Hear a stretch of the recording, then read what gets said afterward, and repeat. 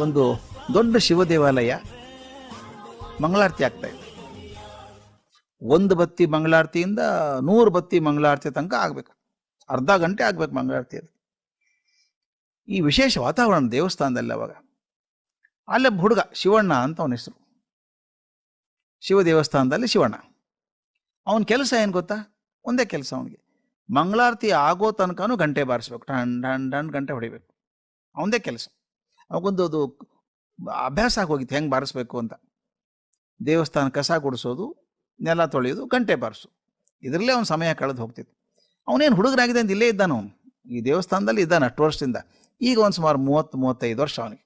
ದೇವಾಲಯ ಹೆಚ್ಚು ಪ್ರಖ್ಯಾತ ಆಗ್ತಾ ಇತ್ತು. ಕತೆ ಹಬ್ಬಿಡ್ತು, ಈ ದೇವಸ್ಥಾನ ಹರಕೆ ಹೊತ್ತರ ಆಗ್ಬಿಡುತ್ತೆ ಅಂಥೇಳಿ ಜನ ಬರೋಕ್ಕೆ ಶುರು ಮಾಡಿದ್ರು. ದೇಶ ವಿದೇಶಗಳಿಂದ ಜನ ಬರೋಕ್ಕೆ ಶುರು ಮಾಡಿದರು. ವಿದೇಶಿಯರು ಜಾಸ್ತಿ ಬರೋಕ್ಕೆ ಶುರು ಮಾಡಿಬಿಟ್ರು.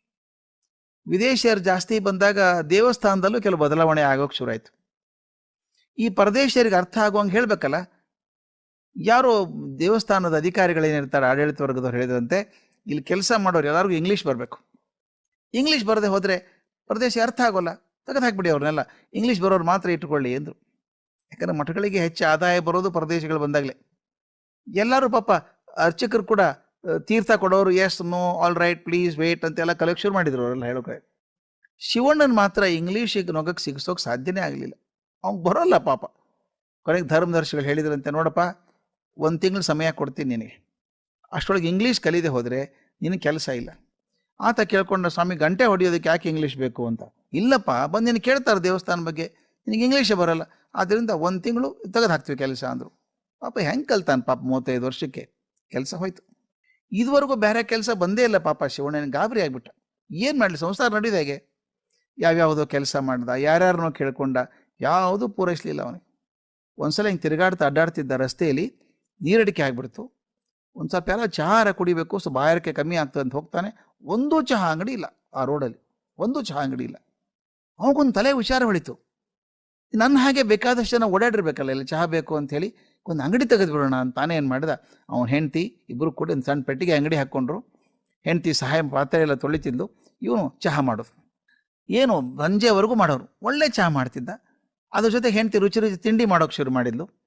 ಅದು ಪ್ರಸಿದ್ಧಿ ಅದರದ್ದು ಶುರು ಆಯಿತು. ಜನ ಸರದಿಯಲ್ಲಿ ನಿಂತ್ಕೊಂಡ್ಬಿಟ್ಟು ಆ ತಿಂಡಿ ತಿನ್ನೋಕೆ, ಟೀ ಕುಡಿಯೋಕೆ ಬರ್ತಾಯಿದ್ರು.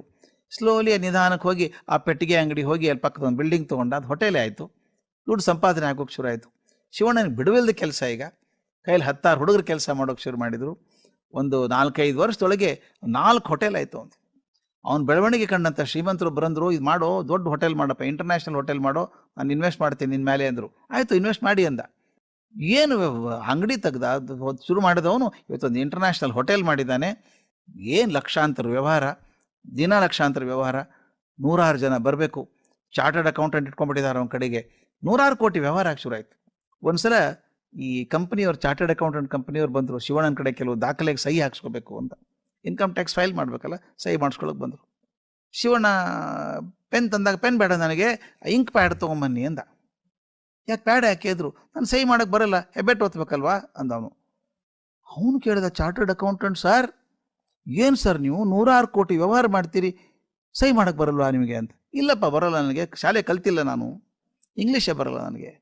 ಆಗೊಬ್ಬವನು ಕೇಳಿದ್ದಂತೆ, ಸ್ವಾಮಿ ಓದು ಬರಹ ಬರದೇನೆ, ಇಂಗ್ಲೀಷ್ ಏನೂ ಬರದೇನೆ ಇಷ್ಟು 100 ಕೋಟಿ ವ್ಯವಹಾರ ಮಾಡ್ತೀರಿ, ನಿಜವಾಗ್ಲೂ ಶಿಕ್ಷಣ ಪಡ್ಕೊಂಡು ಇಂಗ್ಲೀಷ್ ಚೆನ್ನಾಗಿ ಕಲ್ತಿದ್ರಿ ಏನು ಮಾಡ್ತಿದ್ರಿ ನೀವು ಅಂತ ಕೇಳಿದಂತೆ.